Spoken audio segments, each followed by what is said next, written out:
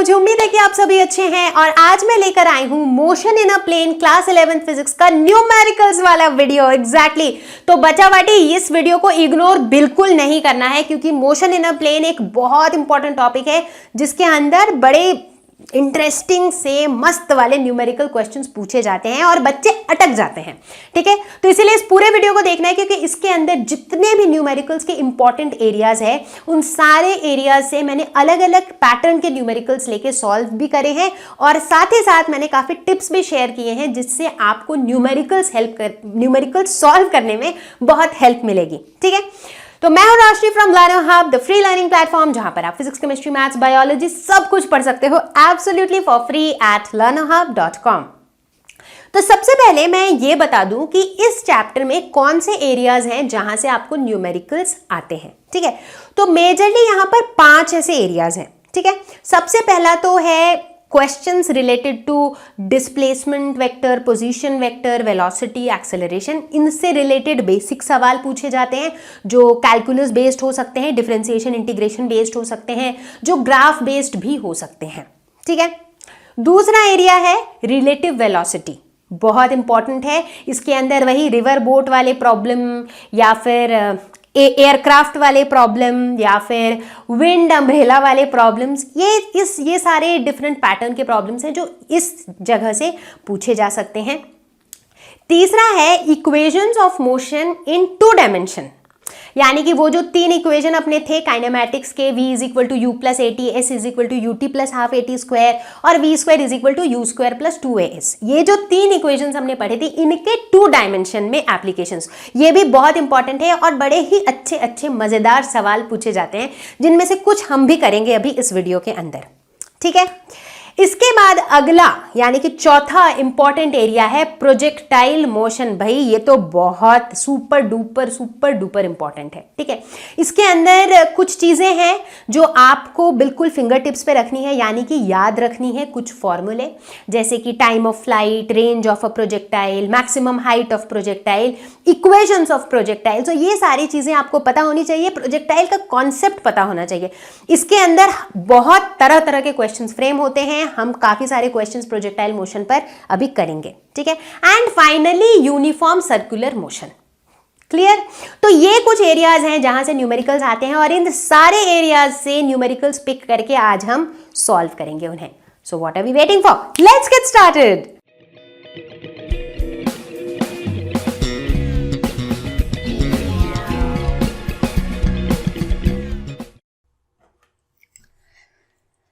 तो चलो देखते हैं क्वेश्चन नंबर 1 जो कि पूछा गया था कॉमेट के 2009 में। The square of the resultant of 2 equal forces acting at a point is equal to 3 times their product, angle between them is. ठीक है, 2 इक्वल फोर्स की यहां पर बात हो रही है, तो अगर एक फोर्स F है तो दूसरा फोर्स भी F ही होगा। ठीक है, हम मान लेते हैं कि इन दोनों फोर्स के बीच का जो एंगल है दैट एंगल इज थीटा। तो अब मुझे इस थीटा की ही तो वैल्यू निकालनी है। ठीक है, तो अब ये जो 2 फोर्स है इनके बीच का अगर मुझे रिजल्टेंट निकालना हो तो रिजल्टेंट क्या होगा? अगर एक फोर्स है F, दूसरा भी फोर्स है F, बीच का एंगल है थीटा, कैसे निकालते हैं? Root over a square plus b square plus 2ab cos theta, ऐसे ही निकलता है। तो यहां पर हो जाएगा a square plus b square plus 2ab cos theta, क्योंकि a भी f है और b भी f ही है यहां पर। ठीक है, तो अब क्वेश्चन क्या कह रहा है? क्वेश्चन कह रहा है the square of the resultant is equal to 3 times their product. तो अकॉर्डिंग टू क्वेश्चन रिजल्टेंट का जो स्क्वायर है that is equal to 3 times the product of the 2 forces, यानी कि 3f स्क्वायर। ठीक है, तो इसका मतलब है कि ये जो मैंने रूट ओवर इतना बड़ा सारा लिखा, root over f square plus 2f square cos theta, इसका whole square is equal to 3f square. अब देख के लग रहा है ना कि थीटा की वैल्यू आराम से निकल जाएगी, और निकल ही जाएगी भाई।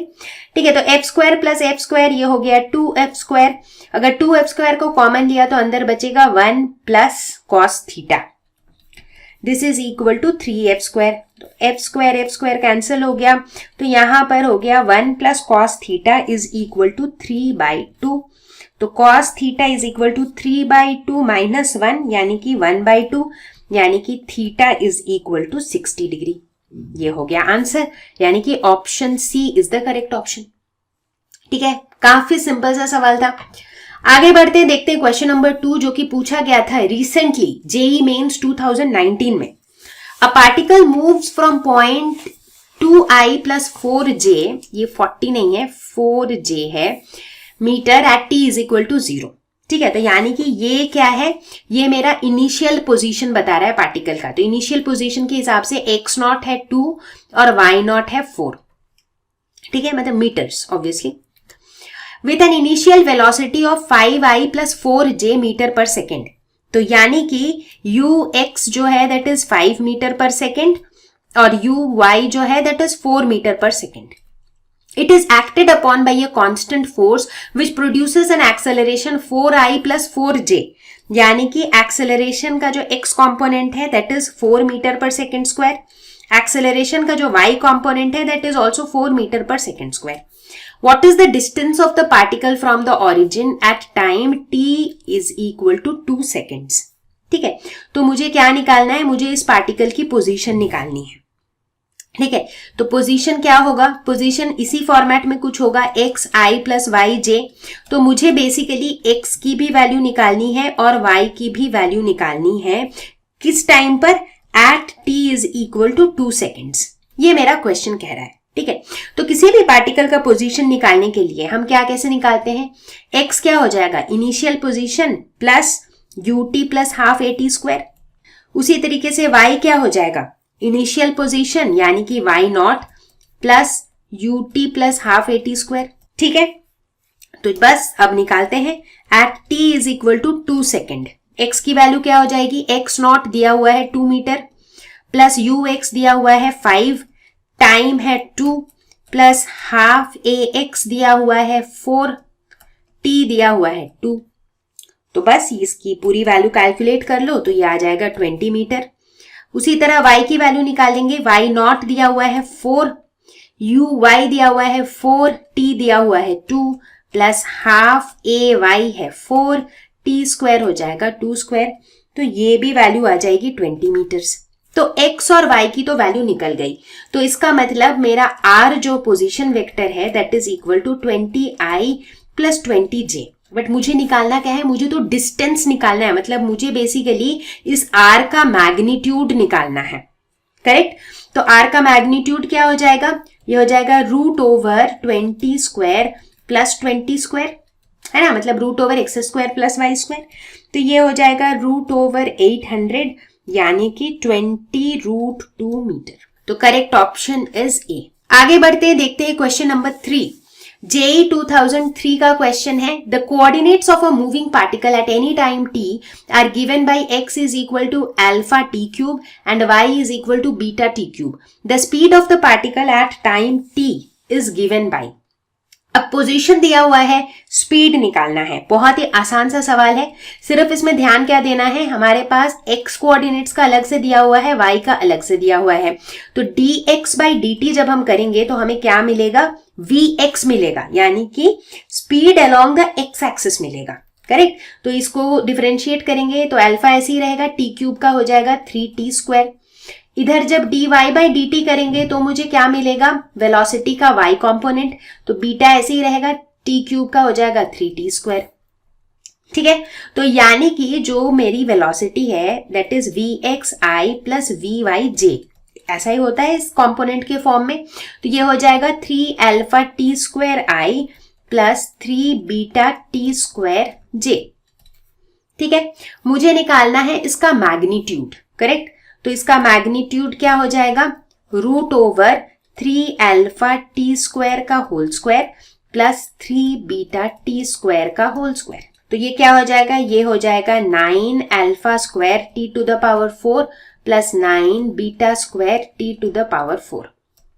तो यहां से हम 9t⁴ कॉमन ले सकते हैं, वो बाहर आ जाएगा तो 3t² हो जाएगा और अंदर क्या रह जाएगा, α² प्लस β²। तो हमारा करेक्ट ऑप्शन क्या है, ए। अब देखते हैं क्वेश्चन नंबर 4 जो कि KVPY 2016 का क्वेश्चन है। और ये बेस्ड है यूनिफॉर्म सर्कुलर मोशन के कॉन्सेप्ट पर। A car goes around uniform circular track of radius r at a uniform speed v once in every t seconds. ठीक है, तो एक कार है जो सर्कुलर पाथ में मूव कर रहा है जिसका रेडियस है r। अब पूछा गया है कि इस सिचुएशन में जो मेरा सेंट्रीपिटल एक्सेलरेशन है दैट इज ac, ये गिवन है। ठीक है, और यहां पर जो कार की स्पीड है वो कितनी है v।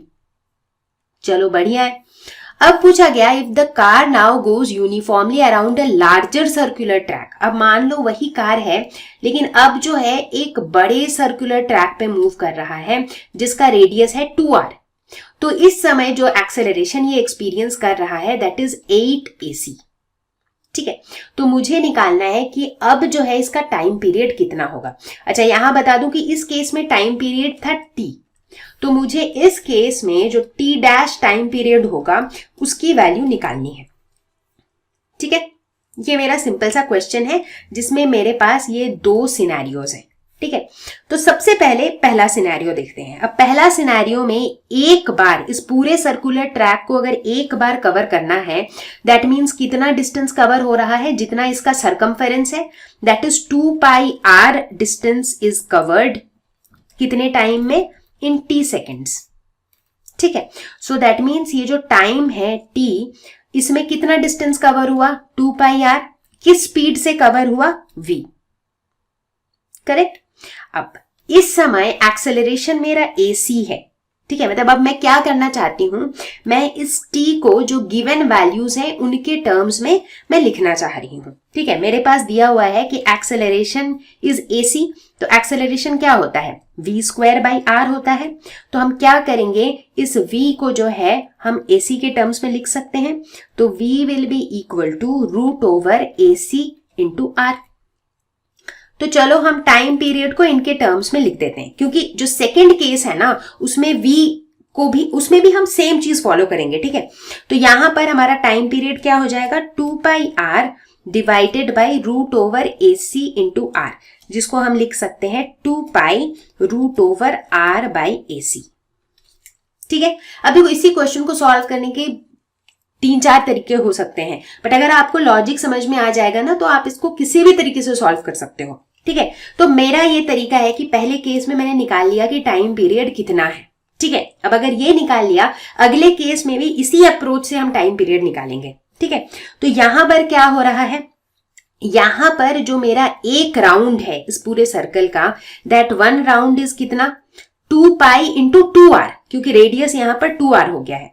तो इस केस में जो मेरा टाइम टेकन होगा, टाइम पीरियड जो होगा that will be equal to 2 pi into 2r divided by v dash. यहां इस केस में जो भी इसकी स्पीड होगी दैट इज v डैश। ठीक है, अब ये v डैश कितना है वो तो मुझे पता नहीं है, लेकिन मुझे ये एक्सेलरेशन का पता है। ठीक है, तो एक्सेलरेशन क्या होगा 8ac, जो मेरा सेंट्रीपिटल एक्सेलरेशन है that will be equal to v dash square by 2r। Correct, क्योंकि यहां पर तो रेडियस कितना है 2r है, तो इसके अकॉर्डिंग हम कह सकते हैं कि v डैश कितना हो जाएगा, this will be equal to root over 8ac into 2r, यानी कि 16ac/r। ये मेरा v डैश हो जाएगा। ठीक है, तो चलो v डैश की वैल्यू डाल देते हैं, तो यहां पर ये हो जाएगा 4 pi r divided by v dash की जगह हम लिख देंगे रूट ओवर 16ac/r। तो ये हो जाएगा 4 pi r divided by 4 root over ac into r। ये 4 और 4 कैंसिल हो जाएगा, तो ये हो जाएगा pi root over r by ac। ये हो जाएगा t डैश, बट मुझे t डैश, इस क्वेश्चन के जो ऑप्शंस हैं ये सारे t के टर्म्स में है, राइट। तो यानी कि मुझे ये t डैश t के टर्म्स में चाहिए। अब pi root over r ac है, तो pi root over r ac को हम क्या लिख सकते हैं, कैपिटल T बाई 2। करेक्ट, तो इसको हम लिख सकते हैं कैपिटल T बाई 2। तो हम कह सकते हैं कि T dash is equal to T by 2। Correct option is C। अब पहुंच चुके हैं हम क्वेश्चन नंबर 5 पे। ठीक है, तो क्वेश्चन नंबर 5 जो है ये हमारा रिलेटिव वेलोसिटी का वही रिवर बोट प्रॉब्लम वाला प्रॉब्लम है। ठीक है, तो चलो सबसे पहले सवाल को समझेंगे। क्वेश्चन कह रहा है the speed of a swimmer in still water is 20 metre per second. ठीक है, मतलब अगर मैं एक स्विमर हूं तो स्टिल वाटर में, मतलब अगर पानी मूव नहीं कर रहा है, उस केस में जो मेरी स्पीड है that is 20 metre per second. ठीक है, the speed of the river water is 10 metre per second and is flowing due east. जो नदी का पानी है वो स्टिल है नहीं, वो मूव कर रहा है और उसकी स्पीड कितनी है 10 मीटर पर सेकेंड, और वो किस डायरेक्शन में मूव कर रहा है, टुवर्ड्स ईस्ट। तो सबसे पहले मैं ये बता दूं कि अभी के लिए मैं ये अज्यूम करूंगी this is north, south, east and west. ठीक है, तो क्वेश्चन कह रहा है कि जो रिवर है वो किस डायरेक्शन में मूव कर रही है, ईस्ट की तरफ। ठीक है, तो मतलब जो मेरा वी आर है that is 10 metre per second in this direction. Clear हो गया।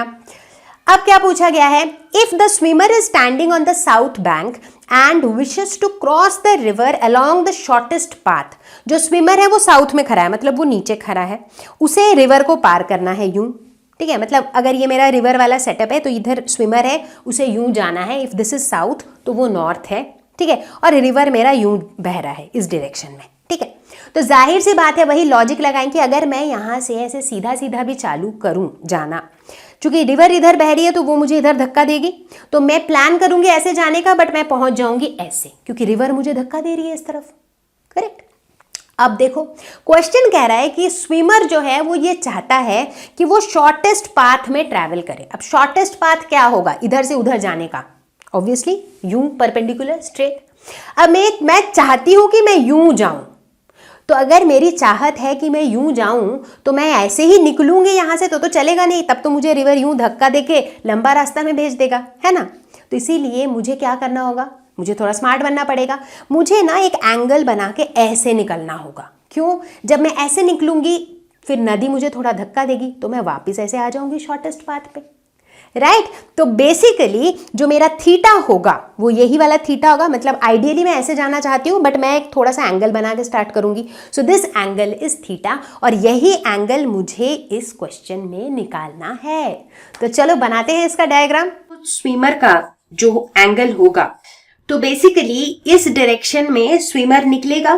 ठीक है, अगर ये रिवर स्टिल रहा होता, अगर नदी का जो पानी है वो नहीं बह रहा होता, so this would have been the velocity of the swimmer. तो यानी कि this would have been the velocity of the swimmer in still water, that means velocity of swimmer relative to river. अगर कोई बंदा रिवर के अंदर से swimmer को देख रहा होता तो वो इसी डायरेक्शन में मूव कर रहा होता, क्योंकि जो बंदा ऑलरेडी रिवर के अंदर है उसे रिवर का पानी मूव करता हुआ तो फील नहीं होता। करेक्ट।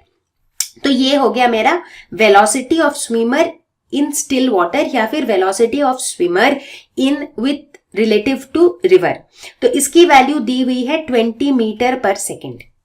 ठीक है, speed of the river water, यानी कि ये जो स्पीड है ये दिया हुआ है 10 metre per second. This is the speed of the river. ठीक है, अब हमें क्या निकालना है कि if he is standing on the south bank and wishes to cross the river, he should make strokes with respect to north is given by. मुझे basically ये थीटा की वैल्यू निकालनी है। ठीक है, तो यहां से अगर हम देखें, अगर वेक्टर्स वाला लॉजिक अप्लाई करें तो हमें क्या दिख रहा है कि V S R plus V R is equal to, this will be the velocity of the swimmer, this is Vs। ठीक है, ये एक चीज हमें पता चल रही है, बट मेरे को इससे कोई मतलब ही नहीं है, मुझे तो सिर्फ थीटा चाहिए। तो अगर इसे हम देखें, सो दिस इज 90 डिग्री, ये एक राइट एंगल ट्रायंगल है। So sine theta will be equal to perpendicular by hypotenuse, that means VR divided by VSR। ठीक है, तो ये हो जाएगा 10/20 यानी कि 1/2, यानी कि theta is equal to 30 degree. 30 degree किस तरफ, तो इधर क्या है, डायरेक्शंस अगर हम देखें, ऊपर है नॉर्थ, नीचे है साउथ, इधर है ईस्ट और इधर है वेस्ट। तो 30 डिग्री टुवर्ड्स वेस्ट। तो आंसर हो जाएगा theta is 30 degree west, that is option B. तो देखो कैलकुलेशन कुछ भी नहीं था, बट ये डायग्राम सही से बनाना इज वेरी वेरी इंपॉर्टेंट। तो ये रिवर बोट प्रॉब्लम्स में जो है क्वेश्चन को सोचना पड़ेगा कि क्या हो क्या रहा है उस क्वेश्चन में। एक बार वो समझ में आ गया तो क्वेश्चन चुटकियों में सॉल्व होगा। चलो आगे बढ़े। देखिए क्वेश्चन नंबर 6, ये एक बहुत ही बेसिक कॉन्सेप्ट के ऊपर बेस्ड क्वेश्चन है जो कि एनसीईआरटी से पिक किया हुआ है। A passenger arriving in a new town wishes to go from station to hotel located 10 kilometer away on a straight road from the station. तो ये स्टेशन है, ये होटल है और ये इन दोनों के बीच की दूरी कितनी है, 10 किलोमीटर। लेकिन क्या हुआ, एक डिसऑनेस्ट कैबमैन मिल गया, उस पैसेंजर को कोई धोखेबाज कैब ड्राइवर मिल गया जिसने क्या किया, उसने उस बंदे को धोखा दिया, चीट किया। उसने उस बंदे को एक बहुत ही लंबे रास्ते से ले गया होटल, जिसमें कितना टाइम लग गया, 28 मिनट्स लग गया और कितना किलोमीटर कवर हो गया, 23 किलोमीटर कवर हो गया। ठीक है, समझ में आ गया। सर्किचुअस पाथ मतलब लॉन्ग कट, लॉन्गर रूट, कहीं से घुमा घुमा के ले गया। ठीक है, तो अब हमें निकालना है एवरेज स्पीड और एवरेज वेलोसिटी, दोनों चीजें निकालनी है। तो सबसे पहले बात करते हैं एवरेज स्पीड की। एवरेज स्पीड क्या होता है, total distance covered divided by total time taken. ठीक है, ये तो हमने पढ़ ही रखा है। तो टोटल डिस्टेंस कवर्ड, अब भूल जाओ दोनों के होटल और स्टेशन के बीच में कितनी दूरी है, बट ये कैब में कितना डिस्टेंस कवर किया हमने, टोटल 23 किलोमीटर। कितना टाइम लगा, 28 मिनट्स। चूंकि ये किलोमीटर में है, ये मिनट्स में है, इसे आवर में चेंज कर देते हैं, तो 28 को 60 से डिवाइड कर देंगे, तो ये हो गया मेरा 49.29 किलोमीटर पर आवर। ये एवरेज स्पीड हो गया। अब बात करते हैं एवरेज वेलोसिटी की। ये हम कैसे निकालते हैं, एवरेज वेलोसिटी क्या होता है, total displacement divided by time taken. Displacement मतलब shortest distance between the initial and final position, वो कितना है, वो है 10 किलोमीटर। तो ये हो जाएगा 10 किलोमीटर और टाइम टेकन कितना है, यहाँ पर 28 मिनट्स ही है, और इसे भी हम आवर में चेंज करेंगे, तो ये आ जाएगा 21.43 किलोमीटर पर आवर। तो क्या ये दोनों सेम है, बिल्कुल नहीं, दोनों अलग है। राइट, क्यों अलग हुए, क्योंकि स्पीड जो है ये एक्चुअल पाथ लेंथ पे डिपेंड करता है और वेलोसिटी जो है वो डिस्प्लेसमेंट पे डिपेंड करता है, और यहाँ पर एक्चुअल पाथ लेंथ और डिस्प्लेसमेंट जो है वो अलग थे, इसीलिए एवरेज स्पीड और एवरेज वेलोसिटी भी अलग थे। तो बच्चा पार्टी, अब हम करेंगे कुछ क्वेश्चंस ऑन प्रोजेक्टाइल मोशन। जैसा कि मैंने बताया था कि ये बहुत ज्यादा इंपॉर्टेंट टॉपिक है और इस टॉपिक के अंदर इक्वेशंस ऑफ प्रोजेक्टाइल तो आपको डेफिनेटली पता होने चाहिए। वो x is equal to Y is equal to वाले जो उनकी इक्वेशन है वो डेफिनेटली पता होने चाहिए। इनफैक्ट मैंने वन शॉट वीडियो में जो भी कुछ बताया है प्रोजेक्टाइल मोशन के बारे में वो सब कुछ आपको पता होना चाहिए। इसके अलावा ये जो 4 इसकी चीजें हैं, जैसे कि range of a projectile, time of flight of a projectile, maximum height of a projectile and time of maximum height, ये चारों चीजें आपको पता होनी चाहिए और इनके फॉर्मूले भी आपको फिंगर टिप्स में होने चाहिए फॉर कॉम्पिटिटिव एग्जाम। क्योंकि बोर्ड के एग्जाम वगैरह में तो शायद अगर आपको लॉजिक पता है कि वो कहां से डिराइव होता है तो आप फटाक से निकाल लोगे, बट कॉम्पिटिटिव एग्जाम में चूंकि टाइम की मारामारी होती है तो ये अगर आपको याद रहे तो ज्यादा बेहतर है। ठीक है, तो बस अगर ये वाली चीजें आपको पता है तो आप प्रोजेक्टाइल मोशन का किसी भी तरह का क्वेश्चन सॉल्व कर लोगे। तो फिलहाल हम कुछ आसान, कुछ मुश्किल, हर तरह के क्वेश्चन करेंगे on projectile motion. Question number 7 जो कि पूछा गया था सीबीएसई पीएमटी 2006 में, प्रोजेक्टाइल मोशन का क्वेश्चन है, लेकिन बहुत ही आसान, साधारण, सिंपल सा क्वेश्चन है। For angles of projection of a projectile at angle 45 degree minus theta and 45 degree plus theta, the horizontal ranges described by the projectile are in the ratio. यहां हम किसकी बात कर रहे हैं, हॉरिजॉन्टल रेंज की। तो रेंज हम कैसे निकालते हैं, u square sine 2 theta divided by g, ऐसे निकालते हैं। ये क्वेश्चन कह रहा है कि थीटा की वैल्यू एक बार 45 माइनस थीटा थी, थीटा की वैल्यू एक बार 45 प्लस थीटा थी। ठीक है, तो इसका मतलब R1 जो है वो क्या हो जाएगा, u square sign 245 degree plus theta, और R2 क्या हो जाएगा, u square sign R1 45 minus ये हो जाएगा 45 degree plus theta divided by g. अब इन दोनों का मुझे निकालना है रेशियो, तो R1 बाई R2 क्या हो जाएगा, दोनों को जब हम डिवाइड करेंगे, R1 बाई R2 जब करेंगे तो ये u स्क्वायर कैंसिल हो जाएगा, राइट। तो ऊपर क्या बचेगा, साइन 2 इंटू 45 डिग्री क्या हो जाएगा, 90 डिग्री माइनस 2 थीटा, नीचे आ जाएगा sine 2 into 45 that is 90 plus 2 theta. ठीक है। साइन 90 माइनस थीटा क्या होता है? कॉस थीटा, तो ये हो जाएगा cos 2 theta. Sine 90 plus theta क्या होता है? कॉस थीटा, तो ये भी हो जाएगा कॉस 2 थीटा। और ये दोनों कैंसिल आउट हो जाएंगे, तो ये हो जाएगा 1:1, यानी कि A is the correct option. आसान था, काफी आसान था।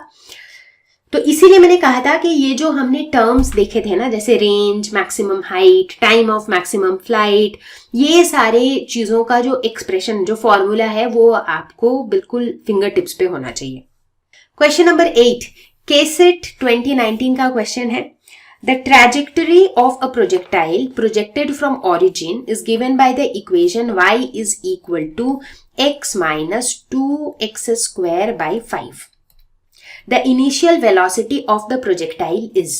अब देखो, प्रोजेक्टाइल का याद है, हमने ट्रैजेक्टरी निकाली थी, हमने बताया था कि प्रोजेक्टाइल का पाथ कैसा होता है, वो बताने के लिए हमने उसके ट्रैजेक्टरी की इक्वेशन निकाली थी y और x के टर्म्स में, राइट?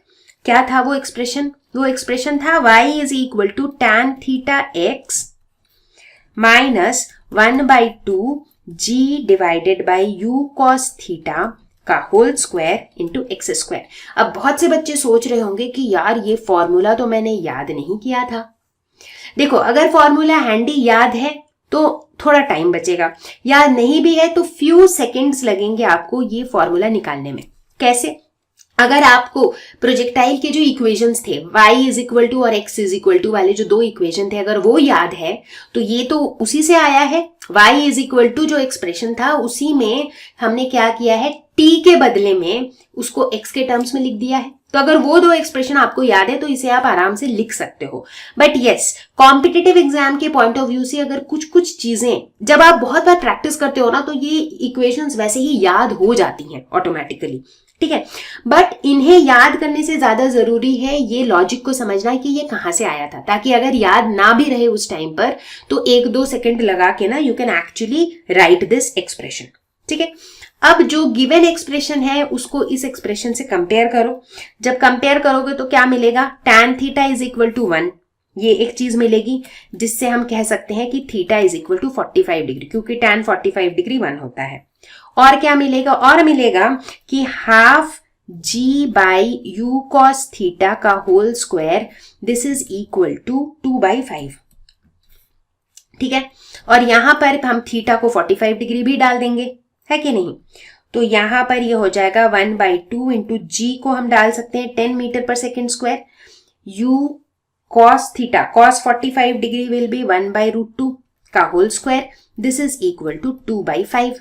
अब तो हम आराम से u निकाल लेंगे, तो इसे कैलकुलेट करो तो u की वैल्यू आएगी 5 meter per second. I think calculation तो आप खुद से कर ही लोगे, है कि नहीं? तो मेरा करेक्ट ऑप्शन क्या है, डी। क्वेश्चन नंबर 9 पूछा गया था बिटसैट 2016 में। Velocity of a projectile at the initial point is 2i + 3j meter per second, यानी कि ये जो मेरा इनिशियल पॉइंट है यहां पर इसकी वेलोसिटी है 2i + 3j, ठीक है।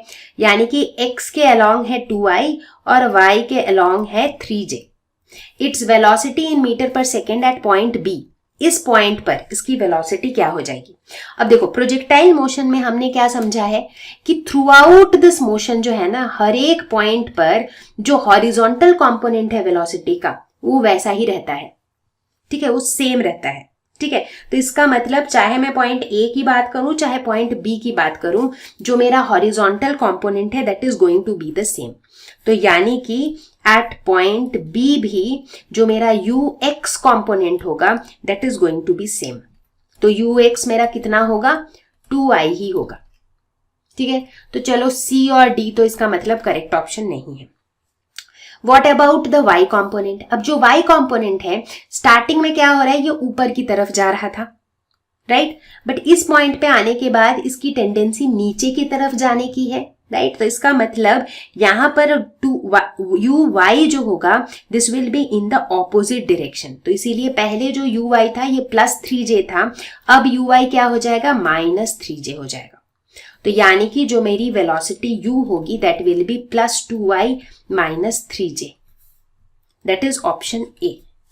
तो अब हम ये देखते हैं कि क्वेश्चन में दिया हुआ क्या था। हमने v1² और v2² निकाल लिया। अब क्वेश्चन में हमारे पास गिवन ये है कि v1 by V2 is equal to root over 2/5, यानी कि V1 square by V2 square is equal to 2/5। अब V1 स्क्वायर और V2 स्क्वायर की हम वैल्यू डाल देंगे जो अभी अभी हमने निकाली थी। तो V1 स्क्वायर की वैल्यू थी u square cos square theta और V2 स्क्वायर की वैल्यू थी u square sine square theta by 2 plus u square cos square theta. So this is equal to 2/5। बस अब तो कुछ खास करना नहीं है, इसे कैलकुलेट करना है। हम दोनों साइड के न्यूमरेटर डिनोमिनेटर को जो है उलट पुलट कर देते हैं। बेसिकली दोनों साइड हम इनको 1/, कर देते हैं, ठीक है। तो ये क्या हो जाएगा, just for ease of calculation, ये हो जाएगा u square sine square theta by 2 plus u square cos square theta divided by u square cos square theta. This is equal to 5/2। अब दिस बाय दिस कर देंगे तो क्या होगा, u square cancel हो जाएगा, sine square theta by cos square theta हो जाएगा tan square theta divided by 2 plus u square cos square theta by u square cos square theta which is 1। This is equal to 5/2, ठीक है। तो हम लिख सकते हैं कि tan square theta by 2 is equal to 5/2 minus 1 यानी कि 3/2। तो हम कह सकते हैं कि tan square theta is equal to 3 into 2/2, so that is 3। तो फिर tan theta is equal to root over 3, so theta will be equal to 60 degree. So the answer is angle of projection will be 60 degree, ठीक है। तो इस question में हमने क्या किया, पहले तो हमने डायग्राम बना के समझा कि क्वेश्चन में क्या दिया हुआ है। फिर हमने V1 और V2 जो दोनों पोजीशंस थी उन दोनों पोजीशन के लिए वैल्यूज निकाले और उसके बाद जो हमारा गिवन कंडीशन था उसको अप्लाई किया। सो this is a very good question. और अगर ये क्वेश्चन आपको लॉजिकली समझ आ जाए तो इस पैटर्न की और भी काफी सारे क्वेश्चन फ्रेम हो सकते हैं। तो चलो बच्चों, अब हम आ चुके हैं क्वेश्चन नंबर 11 पे और ये एक बहुत ही इंटरेस्टिंग क्वेश्चन है, बहुत आसान है, बट कई बार बच्चों को ना क्वेश्चन की सिचुएशन समझ नहीं आती है, तो मैंने सोचा कि पहले क्वेश्चन अच्छे से समझाते हैं, ठीक है।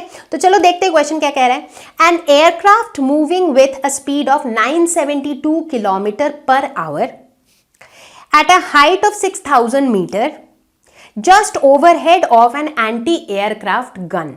तो बेसिकली एक एयरक्राफ्ट है जो यूं मूव कर रहा है एट 972 किलोमीटर पर आवर। इसकी जो ग्राउंड से हाइट है दैट इज 6000 मीटर्स और ये जो है मूव कर रहा है overhead of an anti aircraft gun. तो इधर जो है एक एंटी एयरक्राफ्ट गन है। अब ये होता क्या है, तो बेसिकली क्या है, इस क्वेश्चन में ऐसा कुछ कहा जा रहा है, नीचे जो है ना ये एंटी एयरक्राफ्ट गन है, मतलब मेरे पास वो था नहीं तो मैंने बस ऐसे ही एक गाड़ी ले ली है।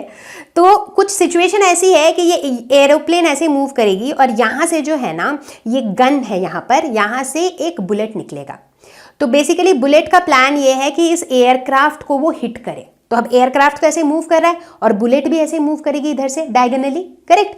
तो बेसिकली क्वेश्चन हमसे पूछ रहा है कि if the muzzle velocity of the gun is 540 metre per second. Muzzle velocity मतलब जहां से ये निकल रही है ना, प्रोजेक्शन वेलोसिटी इसकी गन की है 540 metre per second. Find the firing angle for the bullet to hit the aircraft, ठीक है। तो क्वेश्चन को समझो, एयरक्राफ्ट यूं मूव करेगा और बुलेट मेरा कैसे मूव करेगा, यहां से निकलकर यूं जाएगा, राइट। मतलब ये गाड़ी मूव नहीं करेगी but I have no other option, तो इसीलिए मैं दिखा रही हूं कि यहां से जो बुलेट निकलेगा वो यूं जाएगा, राइट। क्वेश्चन कह रहा है कि बुलेट को एयरक्राफ्ट को हिट करना है। इसका मतलब है कि यहां से लेके यहां तक जो एयरक्राफ्ट है वो जितना डिस्टेंस ट्रैवल करेगा, बुलेट को भी यहां से लेके यहां तक उतना डिस्टेंस ट्रैवल करना पड़ेगा उतने ही टाइम में, राइट। तो ये यहां से यहां तक जितने टाइम में जाएगा उतने ही टाइम में बुलेट भी अगर यहां से यहां आ पाएगा तभी वो एक दूसरे को हिट कर पाएंगे। ये सबको समझ में आ गया? बस अगर ये समझ में आ गया तो देखो क्वेश्चन का सॉल्यूशन भी समझ में आएगा। तो इस क्वेश्चन के अंदर हमने क्या देखा, कॉन्सेप्ट तो समझ में आ गया कि क्वेश्चन में क्या पूछा जा रहा है। तो हम अब ये देखते हैं कि यहां पर हमारे पास दो चीजें हैं। एक तो मेरे पास है एयरक्राफ्ट, ठीक है। तो सबसे पहले ये देखते हैं कि ये एयरक्राफ्ट जो है टाइम t के अंदर कितना डिस्टेंस कवर करेगा। तो distance covered by the aircraft in time t, t seconds में कितना डिस्टेंस कवर करेगा। इसकी स्पीड है 972 किलोमीटर पर आवर, तो इसे अगर मीटर पर सेकेंड में चेंज करेंगे तो इंटू 1000 करेंगे, डिवाइडेड बाई 60 इंटू 60 करेंगे, क्योंकि 1 आवर इज 60 इंटू 60 सेकेंड्स। तो ये इसकी स्पीड है और इसके साथ मल्टीप्लाई कर देंगे टाइम। हम टाइम t सेकेंड्स की बात कर रहे हैं, तो इतना डिस्टेंस जो है ये एयरक्राफ्ट कवर करेगा इन t सेकेंड्स में। ठीक है, अब दूसरी चीज हमारे पास क्या है? दूसरी चीज हमारे पास है बुलेट, यानी कि जो एंटी एयरक्राफ्ट गन है। तो दूसरी हम किसकी बात कर रहे हैं? हम बुलेट की बात कर रहे हैं। अब हम देखते हैं कि बुलेट जो है टाइम t में कितना डिस्टेंस कवर करेगा हॉरिजॉन्टल डायरेक्शन में, क्योंकि बुलेट तो हम इस तरीके से फायर कर रहे हैं, तो हॉरिजॉन्टल डायरेक्शन में ये कितना डिस्टेंस कवर करेगा, चलो वो भी निकाल लेते हैं। तो बुलेट की स्पीड कितनी दी हुई है? 540 मीटर पर सेकेंड, राइट। तो बुलेट का हम चूंकि हॉरिजॉन्टल डायरेक्शन पे फोकस कर रहे हैं, तो बुलेट की हॉरिजॉन्टल डायरेक्शन में कितनी इनिशियल वेलोसिटी रहेगी? v0 cos थीटा, और हम कितने टाइम की बात कर रहे हैं? t। तो v0 की वैल्यू दी हुई है 540 मीटर पर सेकेंड, सो 540 cos थीटा इंटू टी।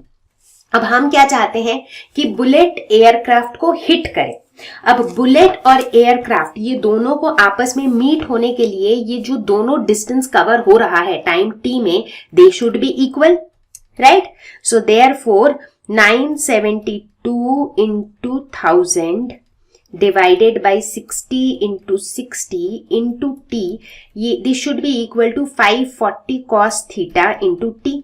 तो ये टी तो कैंसिल हो जाएगा, तो यहां से हम cos थीटा निकाल सकते हैं। आप कैलकुलेट करके देखो, cos theta will come out to be 1/2, यानी कि theta is equal to 60 degree.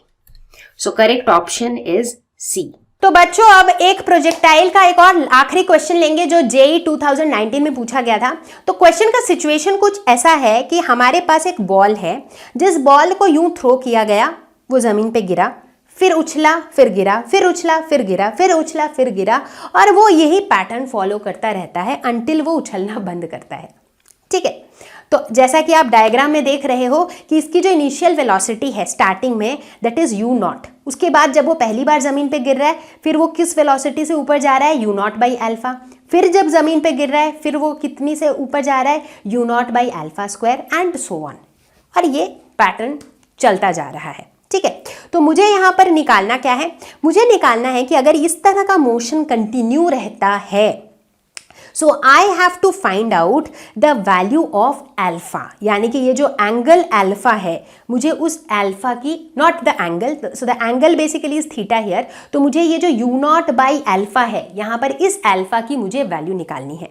ठीक है, तो यहाँ पर देखो ये एक ऐसा क्वेश्चन है जहाँ पर फिजिक्स और मैथ्स दोनों बहुत ज़्यादा काम आने वाले हैं। तो यही पे मैं पूछती हूँ कि कितने बच्चों ने मेरे साथ मैथ्स का अरिथमेटिक प्रोग्रेशन वाला चैप्टर पढ़ा है? एपीजीपी किसने पढ़ा है मेरे साथ? जिन लोगों ने पढ़ लिया है उन्हें ये क्वेश्चन समझने में कोई दिक्कत नहीं आएगी, जिन्होंने नहीं पढ़ा है उन्हें शायद वहां वापस जाना पड़े, क्योंकि यहाँ पर एपीजीपी का थोड़ा सा कॉन्सेप्ट लगेगा। ठीक है, तो चलो सॉल्यूशन देखते हैं। तो सबसे पहले हम बात करते हैं दो चीजों की। ठीक है, एक तो है रेंज और एक दूसरा क्या है? कितना टाइम ऑफ फ्लाइट है, कितना टाइम हमें लग रहा है जब वो पूरा प्रोजेक्टाइल हवा में रहता है। ठीक है, तो अब हम बात करते हैं इस पॉइंट से इस पॉइंट तक की। ठीक है, तो मेरा रेंज कितना हो जाएगा? Range r1 will be equal to u0 square sine 2 theta by g, और जो मेरा टाइम है वो कितना हो जाएगा? 2u0 sine theta by g। ठीक है, अभी मैं सिर्फ इस पॉइंट से इस पॉइंट तक की बात कर रही हूं। ठीक है, तो अब बात करते हैं कि let us suppose ball hits ground for the first time. कहां पर पहली बार हिट कर रहा है? ग्राउंड, यहां पर, right. So ball hits ground for the first time. तो इस वाले पॉइंट पर इसकी वेलोसिटी कितनी होगी? इस पॉइंट पे इसकी वेलोसिटी जो है वो कितनी होगी? कितना डिस्टेंस इसने कवर किया? जो रेंज है उतना डिस्टेंस कवर किया। कितने टाइम में कवर किया? जो भी इसका टाइम ऑफ फ्लाइट है, दैट इज t1, राइट। तो इसकी वैल्यू निकाल लेते हैं। ये क्या हो जाएगा? u0 square sine 2 theta by g divided by, यानी कि इसको मल्टीप्लाई करेंगे तो उलट जाएगा, g divided by 2u0 sine theta. अब साइन 2 थीटा को हम 2 साइन थीटा कॉस थीटा लिख सकते हैं। ठीक है, फिर जी जी कैंसिल हो जाएगा, इधर यू नॉट और एक यू नॉट भी कैंसिल हो जाएगा, तो कुल मिला के V1 की वैल्यू आएगी यू नॉट कॉस थीटा। ठीक है, तो यानी कि ये वाला जो पॉइंट है, इस पॉइंट पर V1 की वैल्यू है यू नॉट कॉस थीटा। ठीक है, अब बात करते हैं उस पॉइंट की जब ball hits ground for the second time. मतलब यहां से स्टार्ट हुआ था, यहां पर फर्स्ट टाइम हिट किया, फिर यहां पर सेकेंड टाइम हिट किया, फिर यहां पर थर्ड टाइम हिट किया एंड सो ऑन। इस तरीके से इसकी मूवमेंट चल रही है। तो जब बॉल सेकेंड टाइम हिट करेगा तो जो V2 होगा वो V2 क्या हो जाएगा, इस पॉइंट पर जो V2 होगा वो कितना होगा, ये पूरा रेंज यानी कि R1 प्लस R2 और जितना पूरा टाइम लगा यानी कि T1 प्लस T2। उसी तरह से अगर जब ये थर्ड टाइम हिट करेगा यानी कि जब इस पॉइंट पर हिट करेगा तो उस टाइम पे कितना हो जाएगा वेलोसिटी, ये पूरा R यानी कि R1 plus R2 plus R3 divided by T1 plus T2 plus T3। तो ऐसे ही करते करते ये चलता रहेगा। तो बेसिकली जहां पर मेरी वेलोसिटी की वैल्यू 0.8 V1 है उस समय तक ये कितना हो जाएगा, ये हो जाएगा summation of R divided by summation of T, क्योंकि ये तो प्रोसेस चलता ही चला जा रहा है। यानी कि this will be equal to R1 plus R2 plus R3 plus so on divided by T1 plus T2 plus T3 plus so on. ठीक है, तो अब मेरा एजेंडा ये है कि मुझे ये समेशन ऑफ R और समेशन ऑफ T निकालना है। ठीक है, तो चलो पहले समेशन ऑफ R निकालते हैं। ये क्या हो जाएगा, देखो R1 तो हमने निकाला था u naught square sine 2 theta divided by g. उसके बाद R2 क्या हो जाएगा, यू नॉट बाई अल्फा है, क्योंकि यहाँ पर यू नॉट था, यहाँ पर यू नॉट बाई अल्फा है, यहाँ पर you naught by alpha square है, तो ये चेंज हो रहा है। तो ये हो जाएगा u naught by alpha square sine 2 theta divided by g plus, इसी तरह से ये चेंज होता रहेगा। तो यहां से अगर हम u naught square sine 2 theta by g को कॉमन ले लें तो अंदर क्या बचेगा, 1 plus 1 by alpha square plus 1 by alpha to the power 4 plus so on, ये चलता जाएगा। तो अगर हम ध्यान से देखें तो ये एक ज्योमेट्रिक प्रोग्रेशन है, इनफैक्ट ये एक इनफाइनाइट जीपी है। ठीक है, और हमने मैथ्स में पढ़ा है सीक्वेंसेस एंड सीरीज में कि सम ऑफ इनफाइनाइट जीपी क्या होता है, a divided by 1 minus r, जहां पर a क्या है फर्स्ट टर्म, r क्या होता है कॉमन रेशियो। ठीक है, तो यहां पर ये जो समेशन ऑफ r है मेरा, ये क्या हो जाएगा u naught square sine 2 theta by g. अब इस पूरे में जो फर्स्ट टर्म है वो क्या है 1 divided by 1 minus common ratio क्या है 1 बाई अल्फा स्क्वायर। ये तो हमने मैथ्स में पढ़ा है, तो ये सारे कॉन्सेप्ट्स मैं यहाँ पे समझा नहीं रही हूँ, आप मैथ्स के सीक्वेंसेस एंड सीरीज वाला वीडियो देख लेना। तो इस तरह से हमने समेशन ऑफ r निकाल लिया यहाँ पर। अब ठीक इसी तरीके से हम निकालेंगे समेशन ऑफ t। तो चलो इधर जगह बना लेते हैं। ठीक है, तो समेशन ऑफ t क्या हो जाएगा, t1 plus t2 plus t3 plus so on. ठीक है, अब t1 क्या होगा 2 u naught sine theta divided by g, t2 क्या होगा 2 u naught by alpha sine theta by g plus ये हो जाएगा 2 u naught by alpha square sine theta by g and so on. तो इसको हम क्या लिख सकते हैं, कॉमन ले लेते हैं अगर 2 u naught sine theta by g, तो अंदर क्या बचेगा 1 plus 1 by alpha plus 1 by alpha square plus so on. ठीक है, तो अगर अब हम अंदर वाली सीरीज को देखें तो ये क्या है, ये ज्योमेट्रिक प्रोग्रेशन में है, राइट। तो ये भी एक इनफाइनाइट जीपी है। तो ठीक इसी फॉर्मूले से हम फिर से इस इनफाइनाइट जीपी का सम निकालेंगे। So this will be equal to 2 u naught sine theta by g और अंदर क्या हो जाएगा a divided by 1 minus r, r यहां पर हो जाएगा 1 बाई अल्फा। ठीक है, तो इस तरीके से हमने क्या निकाल लिया, समेशन ऑफ t भी निकाल लिया। अब हम वापस जाते हैं हमारे इस गिवन कंडीशन में। तो ये गिवन कंडीशन अब क्या हो जाएगा, तो ये हो जाएगा 0.8 v1 इज इक्वल टू, सिर्फ ये वैल्यूज हम डालेंगे। समेशन r हमारा क्या निकला, u naught square sine 2 theta by g into 1 by 1 minus 1 by alpha square, this divided by 2 u naught sine theta by g into 1/1 minus 1/अल्फा।